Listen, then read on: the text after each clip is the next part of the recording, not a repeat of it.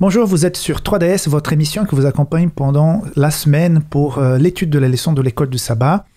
Nous sommes en vue du sabbat 5 février. La mise en ligne se fait le 29 janvier. Je vous remercie donc de votre compagnie, de votre fidélité. N'oubliez pas toujours de vous abonner à la chaîne, mettre un like sur cette vidéo et surtout de la partager avec vos amis et connaissances. Le titre de la leçon aujourd'hui, Jésus, le prêtre fidèle. Et comme d'habitude, nous avons deux invités. Aujourd'hui, pour la première fois, à ma droite, j'ai David.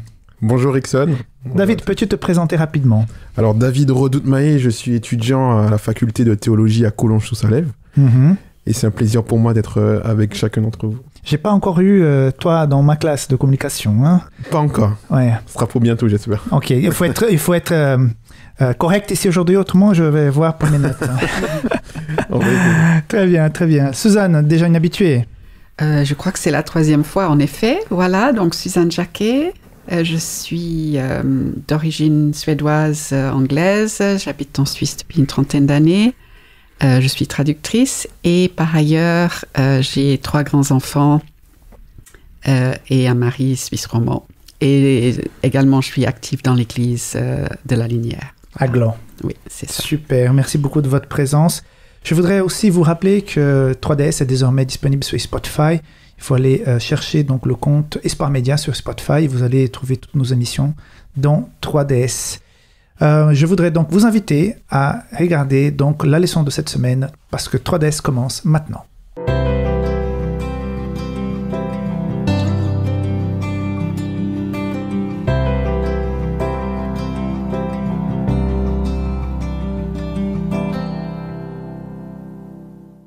Alors, comme je disais au départ, Jésus, le prêtre fidèle, c'est le titre de la leçon cette semaine. Et dans l'introduction de la leçon, il y a 4 problèmes qui se présentent. Je fais une petite liste par rapport à ces problèmes qui sont énoncés. Donc, le fossé entre Dieu et nous à cause du péché. Le péché qui implique également la corruption de notre nature. Dieu est saint et le péché ne peut exister en sa présence. Ainsi donc, notre nature corrompue nous sépare de Dieu. 3e problème, la nature corrompue signifie que les êtres humains sont incapables d'obéir à la loi de Dieu. Et en dernier, 4e, le péché implique également l'incompréhension des êtres humains envers Dieu.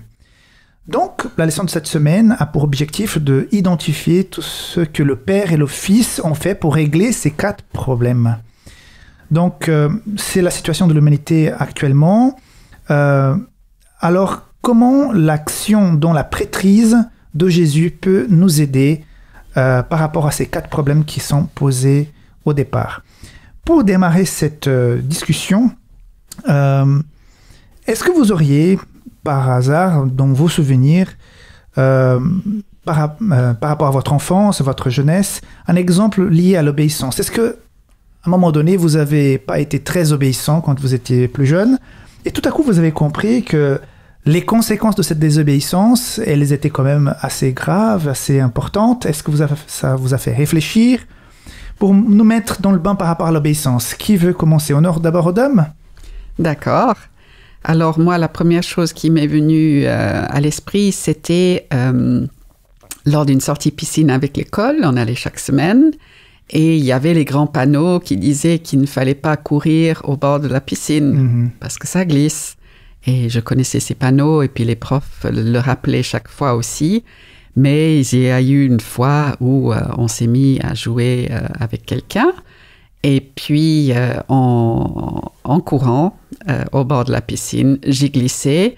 Je me souvenais de rien puisque je me suis réveillée à l'hôpital avec quand même un traumatisme crânien. Non. Pas de répercussions plus que ça. Mais enfin, c'était immédiat, quoi, finalement. Tu étais à la piscine, tu t'es réveillée à l'hôpital. Voilà. Et donc, en fait, les conséquences étaient limpides. Et jusque-là, ça me paraissait une précaution, un peu, pourquoi ils nous empêchent de jouer. Voilà. Pourquoi eux nous empêchent de nous divertir, d'être libres et tout ça? Exactement. Après, se divertir dans l'eau, du coup, ça paraissait beaucoup plus sûr après, et pas au bord. Voilà. Et toi, David? Alors moi, c'est moins dramatique que Suzanne. Moi, ça m'évoque un moment dans mon enfance où j'ai goûté, alors que mes parents m'avaient dit de ne pas le faire, un repas qui était extrêmement pimenté. Et là... on a tous fait ça, je pense. Et là, je peux vous dire que je l'ai regretté. Et c'est à ce moment-là que j'ai compris quand même la leçon que moi j'en tire maintenant avec le recul, c'est de faire confiance d'une part à nos parents et puis à ceux qui sont plus grands, qui eux savent et je crois nous veulent du bien. D'accord, donc si je comprends bien dans vos histoires, donc le respect des règles, la confiance que les autres dans ces consignes, ils ont une raison pour ces consignes. Alors justement, nous allons aborder cette semaine, si vous nous écoutez régulièrement, nous sommes en train de travailler le livre de l'Épître aux Hébreux, et donc cet aspect qui, je pensais être au centre de cette leçon pendant tout le trimestre, et en fait non, c'est Jésus qui est au centre. Et cette semaine, on va parler un peu plus spécifiquement sur la prêtrise de Jésus, mais c'est vrai qu'on n'en parle pas à chaque fois dans chaque leçon. Donc, dans cette leçon qui parle sur la prêtrise humaine aussi, choisie par Dieu, qui a comme mission intercéder auprès de Dieu pour ses semblables, donc par exemple Aaron qui a été choisi et toute sa descendance, et c'était quand même une responsabilité assez grande. Hein. Moi, je comprends Jésus qui intercède pour nous, parce qu'il est venu, sans péché, il est mort pour nous. Mais à partir du moment où un homme, un être humain, a été choisi pour faire l'intermédiaire entre le péché de l'humanité et Dieu, c'est quand même une grosse responsabilité, n'est-ce pas, David ? Mets-toi, par exemple, à leur place. Que sentirais-tu ayant cette charge sur toi d'être le représentant de Dieu vis-à-vis de ces personnes qui ont besoin de pardon ? Comment on aurait pu gérer ces choses. Et comment aborder cette si grande tâche ? Alors, je crois que c'est d'abord un privilège, c'est un honneur, mais comme tu le disais, c'est aussi une grande responsabilité. Parce qu'il nous faut déjà être en toute transparence avec Dieu. On ne peut pas tromper Dieu. Donc, du coup, pour Aaron et pour les sacrificateurs de l'époque, c'est une responsabilité de venir demander pardon à Dieu pour eux-mêmes, pour leurs fautes et leurs manquements à eux, avant de venir intercéder pour le peuple. Mais je crois avant tout que c'est un cheminement. C'est un cheminement, c'est-à-dire que je crois que lorsque Aaron est appelé, lui-même, il va cheminer avec Dieu. Au début, il y a eu des croix, qu'on peut dire comme cela, et il va voir concrètement Dieu agir dans sa vie, à travers aussi la vie de Moïse. Et je crois que même ses enfants, sa descendance, vont voir Dieu agir dans leur vie. Donc, je pense que c'est un privilège, un cheminement. Je pense que quand il a été appelé, cette histoire de veau d'or, là, ça a dû vraiment peser. Hein. Ouais. Je me demande comment il a... Ouais. Je me mets à sa place, je me dis, mais j'aurais renoncé. Non, ce que j'ai fait, c'était trop grave. Quoi. Ouais. Et Dieu insiste quand même. Non, c'est toi qui... Voilà, je pense que Dieu, justement, va accompagner, va voir... Il y a des manquements dans la vie de tout un chacun. Même d'un prêtre, même d'un pasteur, même d'un leader. Pasteur, c'est une lourde tâche. Hein. Il y a aussi la pression du peuple aussi qui peut peser dans cela, mais je crois que Dieu sait reconnaître aussi l'humain derrière la fonction, et une fois qu'Aaron demande pardon, il va de l'avant. Tout à fait. Pour toi ? Alors, simplement, en pensant à ça, je me disais, ils étaient quand même élevés, ça me fait penser aux enfants royaux, hein, dans les familles royales. Dès la naissance, en étant dans la lignée, ils savaient que c'était leur destin, et je pense que du fait d'avoir vu faire leur père, sans doute, d'avoir été élevés dans cette idée-là, ça les préparait. Après, comme dans toute vocation, il y a, on a par exemple les fils d'Élie. Oui, ça jouait pas. Hein.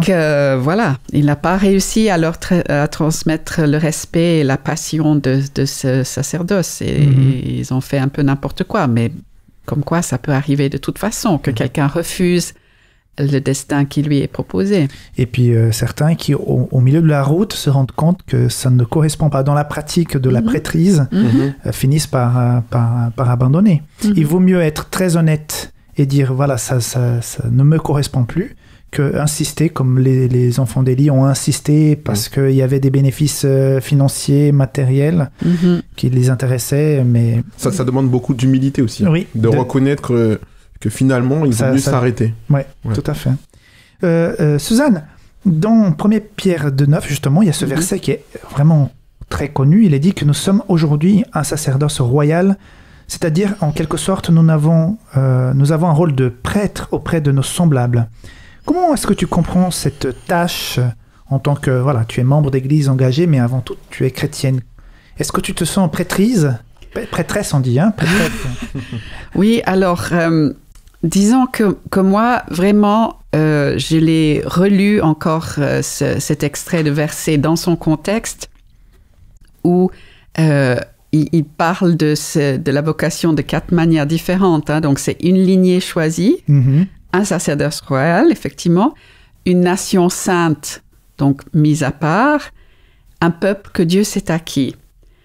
Et donc, il y a ces 4 rôles, ces 4 façons, pas seulement le sacerdoce, et je pense qu'il faut le comprendre dans son ensemble avec le reste. Et puis surtout, j'ai beaucoup aimé la suite du verset, parce qu'alors, pourquoi faire?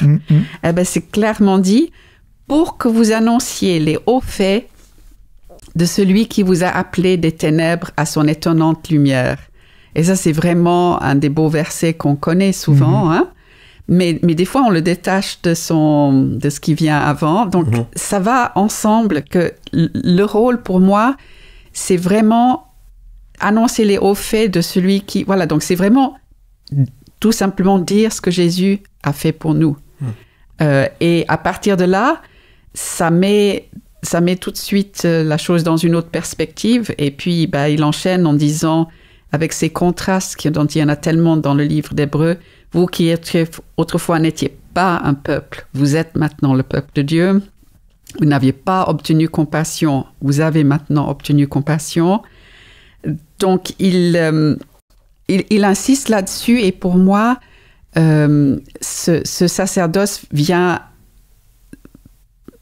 simplement dans un esprit de témoignage de ce que Dieu a fait pour nous, que c'est comme ça que c'est pas... avec une ordonnance. Non, exactement, je le vois pas comme ça. Et puis, il y a aussi dans le verset 5 de ce même chapitre, 1 Pierre 2, où il nous est dit, vous-même, comme des pierres vivantes, construisez-vous pour former une maison spirituelle, un saint sacerdoce. Donc là aussi, on voit que ça n'a pas forcément le même rôle que ce qu'on voit dans l'Ancienne Alliance, ni ce que fait Jésus pour nous, que ce sacerdoce-là, cette maison spirituelle, c'est vraiment la communion les uns avec les autres. Et puis, c'est encore marqué, au cas où on n'avait pas compris, c'est encore marqué afin d'offrir des sacrifices spirituels. Exactement.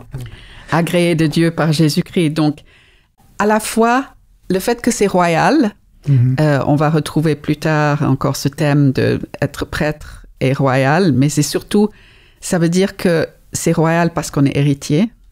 Et puis, le sacerdoce, c'est dans le sens de faciliter l'accès à Dieu. Moi, je vois ça, que le prêtre, il facilitait l'accès. Donc, c'est pas qu'on a un pouvoir sur les autres du tout, mais leur montrer que la voie est ouverte. Oui, tout à fait.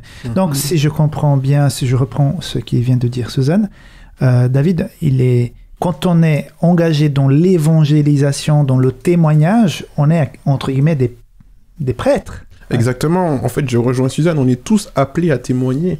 Moi, je le vois vraiment comme un appel à l'action et au service. Dieu nous demande d'être là pour les autres, de les accompagner et d'être ces relais de l'action de Dieu dans la vie de chacun. Donc, on ne peut pas, si on a reçu cet évangile qui est une bonne nouvelle, on ne peut pas finalement la garder que pour nous. Ok. Je voudrais continuer avec toi, David, parce que j'ai l'impression que la leçon de cette semaine, notamment celle du dimanche, veut mettre l'Église au milieu du village concernant l'obéissance et la souffrance de Jésus dans sa venue sur cette terre. Comment rendre compréhensible à ceux qui nous écoutent et regardent ce verset du chapitre 5, de 5 à 10, qui indique que l'obéissance et les souffrances de Jésus n'ont été pas comme celles d'un être humain. La leçon affirme par exemple que Jésus n'a pas eu à obéir dans le ciel avant sa venue sur la terre. Comment comprendre cela? Parce que ça peut prêter à confusion quand même. Alors, c'est vrai que c'est une question délicate, on y regarde bien. Lorsque Jésus était au ciel, on est d'accord qu'il recevait toute la louange, toute la gloire, toute la majesté qui lui est due par les anges et les créatures célestes. Et ça, c'était la norme. C'est-à-dire que les anges obéissaient à Dieu, mais de manière volontaire. Donc, lorsqu'on dit que l'obéissance était donnée à Jésus, c'était pas une obéissance comme on la comprend maintenant. C'était pas une soumission, c'était quelque chose de volontaire, de motivé par l'amour. Quelque chose qui n'est pas forcé. Et en fait, moi, j'ai envie de dire que obéir à Jésus, c'est reconnaître qui il est. Donc, en fait, Jésus est l'amour parfait. D'accord ? Et donc, les anges ont trouvé du plaisir à rendre toute l'obéissance à Jésus. Et Jésus, par sa vie, va se soumettre à la volonté de Dieu le Père. Et il va prendre du temps pour connaître véritablement qui est Dieu. Même si il était Dieu au ciel, mais lorsqu'il vient sur cette terre, il se reconnecte au Père. Et du coup, il va prendre du plaisir à obéir à Dieu. Ça n'a pas été quelque chose de pénible pour lui. Donc finalement, oui, il a souffert quelque chose de plus grand que tout être humain, parce que sur cette croix, il va penser que son Père l'a abandonné, parce qu'il va porter le poids du péché. C'est quelque chose qu'il n'avait jamais connu. Cet abandon va être terrible pour lui, et finalement on voit justement que le péché, c'est véritablement cette déconnexion avec Dieu. Suzanne, quand tu imagines Jésus dans le ciel avant qu'il soit venu pour sauver l'humanité, tu penses pas qu'il a obéi quand même à quelque part à quelques lois célestes? Je pense que par sa nature, puisque c'est lui qui a posé les fondements de l'univers. Et les lois de l'univers. Hein. Voilà, exactement. Donc, c'était obéir à ces lois-là, c'était sa nature même d'amour et de justice et d'harmonie qui faisait que les lois, il les respectait. Donc, je ne pense pas que c'était un effort quelconque.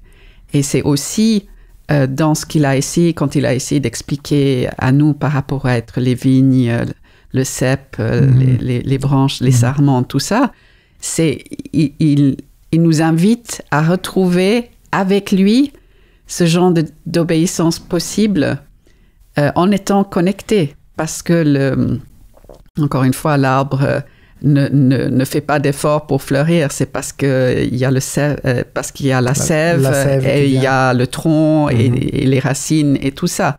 Et donc, pour moi, voilà, ça découlait, l'obéissance naturelle, organique aux lois de l'univers était là pour lui. J'aime bien quand tu utilises le mot organique, parce que nous, dans notre conception, nous n'avons jamais vécu un endroit où il n'y a pas d'erreur ou de faute, de mal. Nous sommes constamment entre le bien et le mal. Nous n'avons jamais vécu à quelque part où le mal n'existe pas.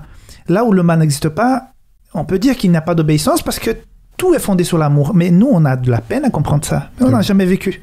On n'a jamais vu. On le saura. Donc je pense que Jésus n'avait pas à être obéissant dans le ciel parce que tout était bonté, amour et il ne peut pas y avoir autre chose. Et c'est pour ça que ça reste un grand mystère, ce qui s'est passé dans le cœur de Lucifer. Suzanne, nous avons vu aussi un personnage qui apparaît dans la Bible, Melchizedek, un prêtre cananéen sorti de nulle part, dont la Bible fait exprès de ne pas donner ni son origine, ni sa généalogie. Il reçoit la dîme d'Abraham quand il part aller libérer son neveu et tout ça. Après, il a ce butin. Et Melchizedek sert d'intermédiaire entre Abraham et Dieu. Comment comprendre qu'un personnage, en dehors de la descendance du peuple de Dieu, d'Abraham lui-même, puisse faire l'intermédiaire entre le divin et l'humain? Alors, d'où sort-il? Qui est ce prêtre roi? Alors, là aussi, il faudrait toute une émission là-dessus, alors qu'on a peu de texte. Très aussi. peu, hein. Donc, on doit faire attention aussi jusqu'où on essaie d'extrapoler, etc. Mais bon, les choses qu'on sait qu'il est mentionné que dans 3 livres, donc Genèse, les psaumes et ici dans Hébreu. Et alors, dans Hébreu, on a infiniment plus que ce qu'on a historiquement. Donc, c'est quelqu'un qui a dû compter quand même pour que entre la Genèse et les psaumes, que son nom apparaisse, que David en parle dans les psaumes. Donc, il a dû marquer quand même l'histoire du peuple. Et entre autres, je pense, parce que il est apparu dans les récits avant la prêtrise des Lévites. Donc, il est vraiment plus clairement encore pour toute l'humanité. Ce roi prêtre est encore plus clairement pour toute l'humanité que pour seulement le peuple. Voilà. Et voilà, donc on sait que son nom vient de Malak, donc roi souverain, et Sadak, donc juste, innocent. Donc le roi de justice, comme on l'appelle, et aussi le roi de paix, puisqu'il vient de Salem, qui deviendra plus tard Jérusalem. Et donc, du coup, c'est clairement une figure qui préfigure le Christ. Après qu'on ait discuté si c'était, certains disent que c'était un ange qui serait venu gouverner cette ville, d'autres disent que ce serait le Christ lui-même, une théophanie, donc une apparition. Et c'est vrai que Abraham semble en avoir vécu une avec les gens qui sont venus sous sa tente. Donc, je crois que, en tout cas dans Hébreu, c'est pas ce qu'ils essayent. C'est pas le but. C'est pas le but de l'auteur. Il veut simplement qu'on comprenne la supériorité, l'antériorité déjà, donc le fait qu'il était avant, qui est cette lignée des Lévites. Elle était antérieure et puis surtout supérieure. Donc, dans le psaume 110, où il est mentionné de nouveau, c'est clairement dans le contexte d'une prophétie messianique, où on voit que Dieu veut faire de Jésus le roi à Sion, donc Jérusalem, Sion, voilà, et faire de lui un prêtre. Donc, cet ordre est loyal et pour toujours. Et fait intéressant aussi, c'est que David, qui était roi par la lignée de Juda, il a osé jouer le rôle de prêtre à plusieurs reprises. Il a revêtu les habits et le rôle d'un prêtre, ce qui était normalement, il n'était pas question. Chacun sa lignée, chacun sa vocation. Donc, aussi dans la mesure où dans les psaumes, à plusieurs reprises, on voit que David était aussi une figure du Christ à certains égards, bien sûr qu'il était aussi complètement homme humain, mais qu'il était une figure de ce que Christ allait apporter dans le monde. Eh bien, lui aussi a incarné cette histoire de roi et prêtre et roi de justice. Il a voulu être un roi de justice et de paix. Il n'a pas toujours réussi. Melchizedek avant lui et Jésus après, oui. Moi, ce que je retiens aussi, c'est que, à savoir qui c'est pas tant la question, c'est plutôt la fonction. Ce qu'il a incarné, et le fait de voir qu'il a traversé les époques montre que c'était un personnage central, finalement, qui mérite justement de plonger le regard sur ce qu'il a fait. Donc, c'est extrêmement important. Alors, pour continuer la compréhension et surtout le parallèle entre Jésus et Melchizedek, il est dit que Jésus n'est pas prêtre selon l'ordre d'Aaron, mais pour toujours dans la lignée de Melchizedek. Que cela veut dire, et en fait, et surtout, quel est le bénéfice que nous en tirons de cette explication que Jésus n'est pas dans la lignée d'Aaron, et ici de Melchizedek? Déjà, justement, Jésus lui aussi est appelé roi. Jésus est aussi roi, donc il est et roi et souverain sacrificateur, comme on le voit dans le livre d'Hébreux, et selon l'ordre de Melchizedek, c'est-à-dire aussi à l'image, à la ressemblance. Donc il y a déjà, on voit que Melchizedek est un type, comme disait Suzanne, un type de Christ lui-même, une préfiguration du ministère du Christ, comme on retrouve dans plein d'autres personnages qui à un moment donné vont préfigurer des actions du Christ, et Jésus va apparaître justement comme un dépassement de Melchizedek, de la figure de Melchizedek, car Jésus est non seulement roi et souverain sacrificateur, mais il y a cette dimension aussi universelle. C'est-à-dire qu'en Jésus, le salut est accessible à tous. Donc c'est pas réservé pour un peuple donné, puisque dans le texte, on voit que c'était Abraham, puis David, et là on voit que Jésus va arriver comme un dépassement, et non seulement cela, c'est que Jésus est quelqu'un parfait, n'a jamais péché. Et en cela, il est digne d'être souverain sacrificateur pour chacun de nous. Suzanne. Disons, quand tu dis le bénéfice qu'on a de penser à ça, c'est déjà de pouvoir voir Jésus comme ce roi de justice et de paix. Parce que c'est quand même deux des choses qu'on réclame le plus de tous les temps. Et encore maintenant, de tout notre être, on aspire à ce qu'il y ait de la justice sur la terre et à ce qu'il y ait de la paix. Des concours Miss Monde où on demande aux gens on demande à ces jeunes filles qu'est-ce que vous voulez pour le monde, et puis aux gens dans la rue pour la nouvelle année, qu'est-ce que vous aimeriez? Paix. C'est la paix. Et puis pour beaucoup de gens, cette paix n'est possible qu'à travers la justice. Puisque on constate toutes les injustices qu'il y a. Et donc, de savoir que Jésus, il incarne ce roi-là, c'est magnifique. Alors, il y a quelque chose qui se rajoute, parce que dans Hébreux chapitre 7, versets 15 et 16, Jésus est devenu notre grand prêtre, non par commandement, mais par la puissance d'une vie indestructible. Oui. Comment comprendre puissance pour être notre médiateur?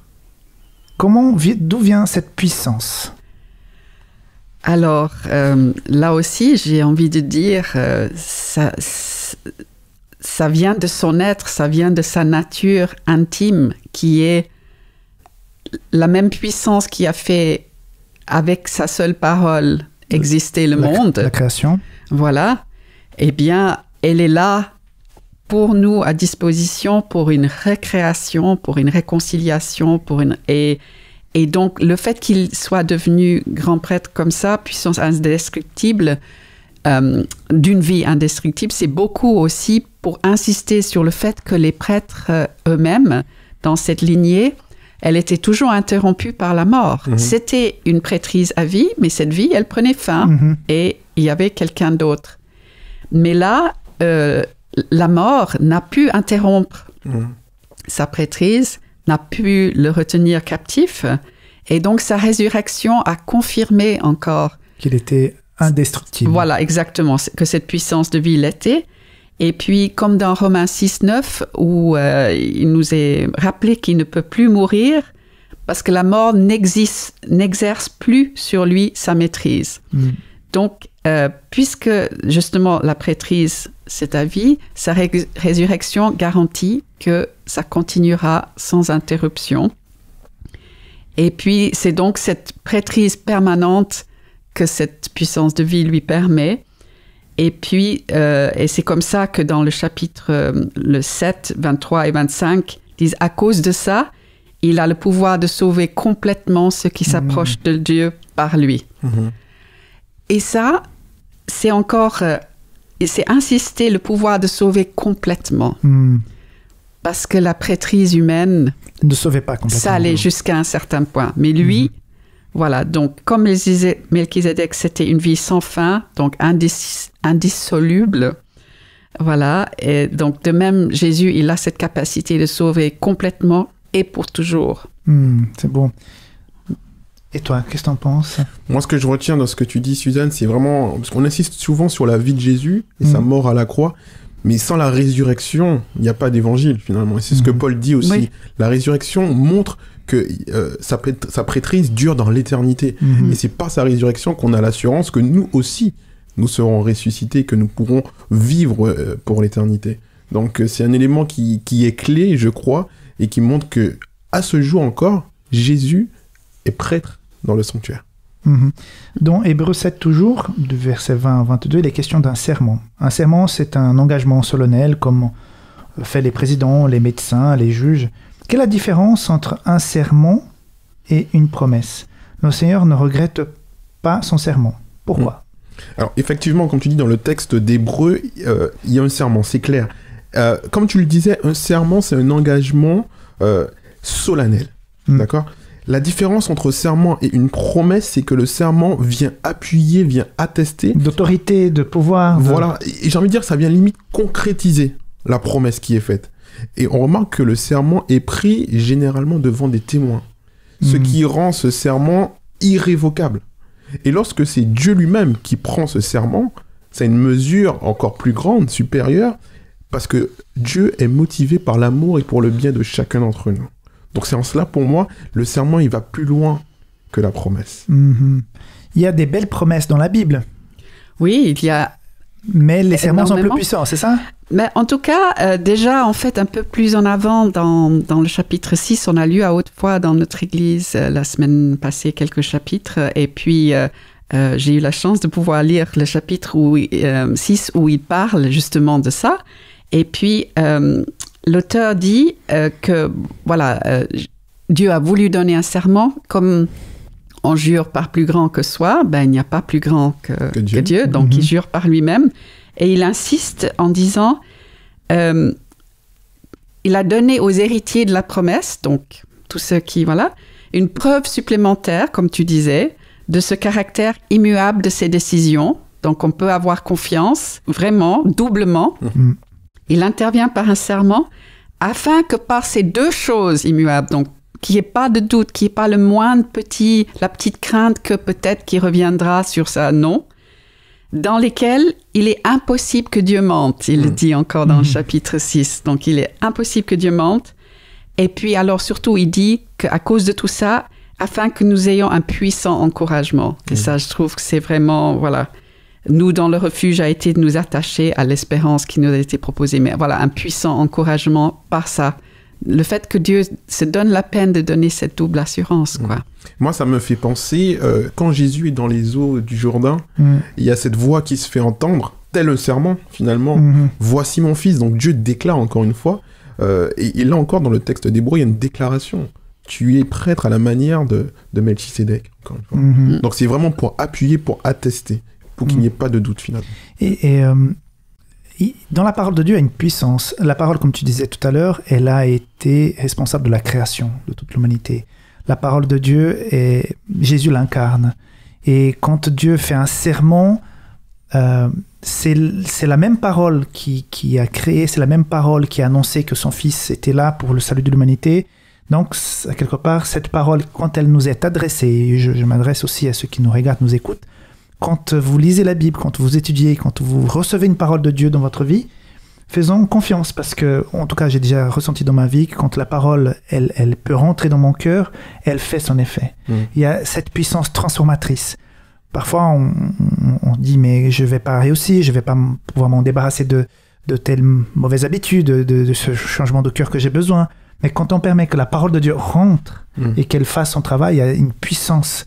Et on découvre donc Jésus, notre grand prêtre, plein de puissance, qui peut intercéder pour nous et régler le problème. Le texte dit bien que la parole de Dieu ne revient jamais à lui sans effet. Exactement. Donc, encore faut-il que nous puissions aller puiser cette parole aussi.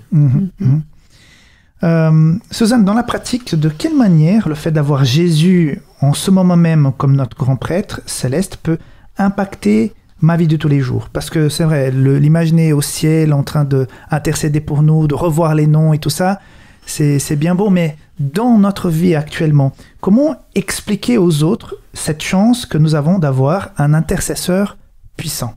Alors, je reviens d'abord sur ce que tu viens de dire, que c'est bien beau, parce qu'en réalité, pour beaucoup de gens, c'est pas très beau. C'est plutôt un sujet de crainte de l'imaginer.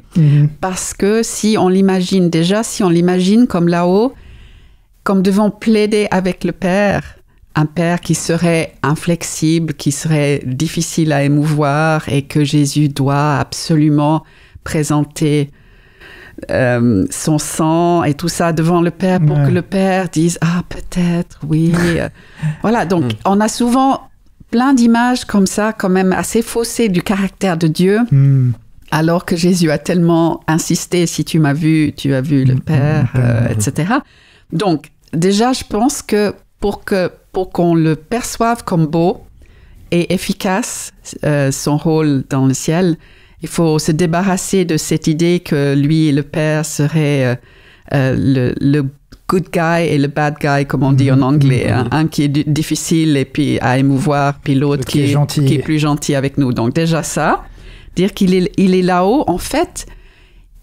il est là aussi pour nous montrer à quel point le Père nous aime. Et puis, et si surtout on le voit là-haut comme quelqu'un qui a déjà fait la purification de péché. On va le voir à plusieurs reprises dans Hébreux que c'est fait. Et qui, comme Jean-Claude Verrecchia nous le rappelait à l'introduction au trimestre, donc qui est assis à la droite de Dieu. Donc parce que c'est fait, son grand travail est fait. Donc déjà ça, du coup, ça change complètement aussi cette perspective. On le voit comme quelqu'un qui se réjouit de son œuvre qui est déjà accomplie. Et puis, du coup, je reviens, j'ai trouvé ça, que je ne connaissais pas du tout, les Millérites, donc le début du mouvement adventiste, qui étaient tellement déçus de voir que Jésus n'est pas revenu en 1844 comme ils l'espéraient. Ils ont tellement cherché, puis ils ont essayé de comprendre, puis c'était un grand travail pour eux. Et puis, à un moment donné, ils ont cité ce verset-là pour le verset 19 du chapitre 6 pour dire « Cette espérance Nous l'avons comme une encre solide et ferme pour l'âme.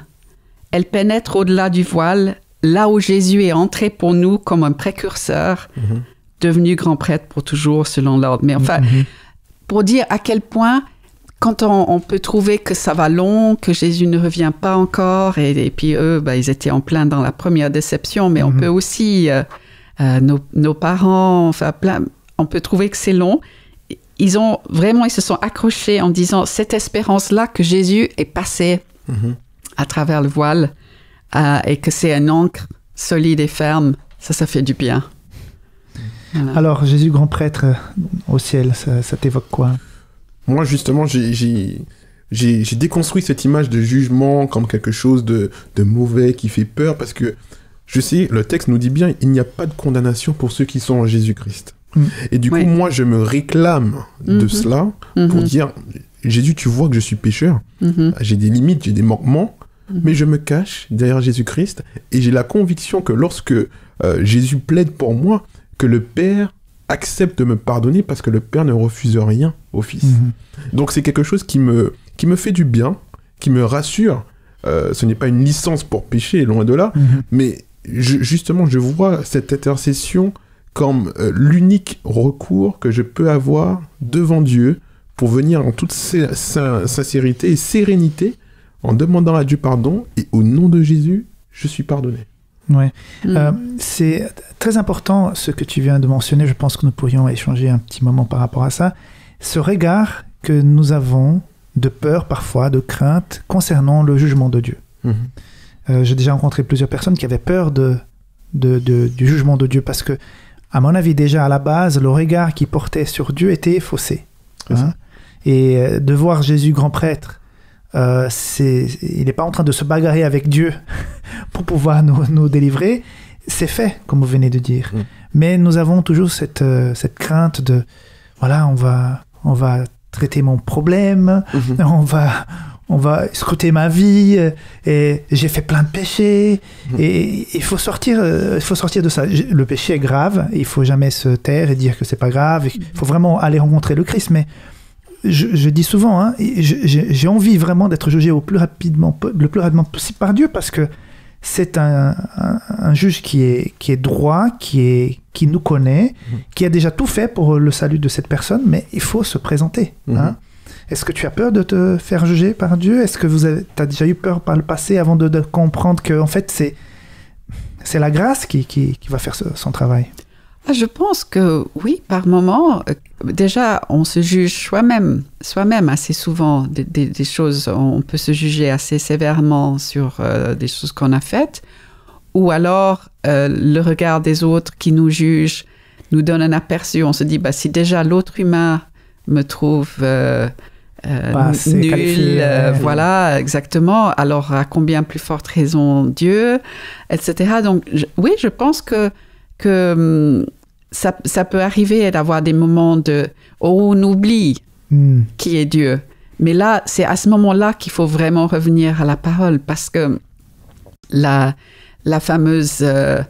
le tableau de Dieu qui est présenté à travers les 66 livres, que Graham Maxwell en parle beaucoup, de dire dans chaque livre, quelle image est-ce que Dieu donne de lui-même, et que c'est sur les 66 livres qu'on arrive à avoir cette image-là. Et une fois qu'on commence à vraiment comprendre ce tableau-là, qui il est, et à quel point Jésus sur terre vraiment a représenté qui il était, après, comme tu disais, on n'a pas du tout la même peur du jugement. On le voit plutôt comme quelque chose qui va rétablir la justice pour nous, mais pour tous, et moins comme quelque chose qui vient juste pointer ce qui ne va pas. Puisque si ce qui ne va pas, on l'a donné à Jésus. Il y a plein de textes aussi dans l'hébreu qui disent qu'il met derrière, au fond de la mer, ou partout, quoi. Partout, sauf devant nous, si on accepte de lui donner ça. David, un dernier mot. Si tu devais t'adresser à quelqu'un qui est dans la crainte du jugement, qui a peur de Dieu, qui pense qu'elle est déjà allée trop loin dans sa vie, qu'elle ne peut plus revenir, qu'elle se sent sale à tel point que plus rien peut la nettoyer vraiment, que Que pourrais-tu lui dire? Il y a quelque chose qui m'accompagne justement par rapport à ça, c'est de savoir que Jésus a connu toutes les tentations possibles et inimaginables. Sur cette croix, Jésus a vraiment connu toutes les tentations et a porté le péché de celui qui est le plus pécheur. D'accord? Et moi, je me réclame de cela. Et ça me fait penser à ce texte dans l'évangile de Jean où Jésus, il y a cette femme qui est adultère. Et le texte est assez intéressant parce que Jésus va se mettre au niveau de cette femme qui se trouvait au sol pour la relever. Et moi, cette image m'a toujours porté parce que Jésus, limite, il se met à notre niveau pour nous relever et il nous dit, droit dans les yeux, je ne te condamne pas. Donc c'est quelque chose qui m'habite encore aujourd'hui. Et je veux dire à cette personne qui se croit tellement loin de Dieu que rien ni personne ne pourra jamais nous séparer de l'amour de Dieu. C'est un amour tellement profond et irrationnel, inimaginable, qu'on ne pourra peut-être pas comprendre tant qu'on n'a pas vu Dieu, mais qu'on soit sûr de cela en tout cas. Ok.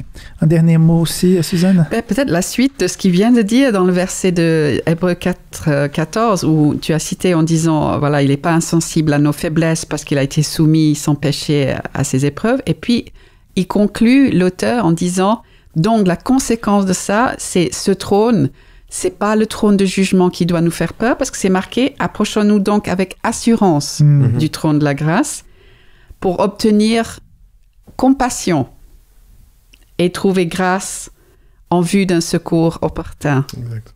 Donc, voilà. Tu t'es dit. C'est ça. Très bien. Merci beaucoup de votre présence. Nous allons nous revoir dans 15 jours pour la leçon numéro 8, mais je vous remercie déjà d'être venu aujourd'hui.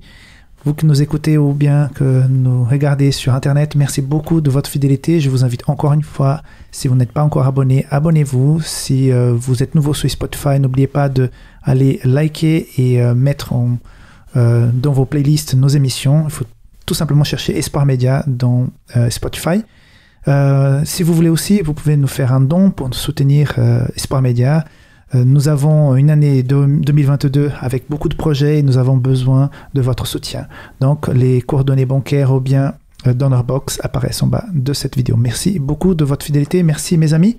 Et on se voit dans 2 semaines. Merci. Au revoir.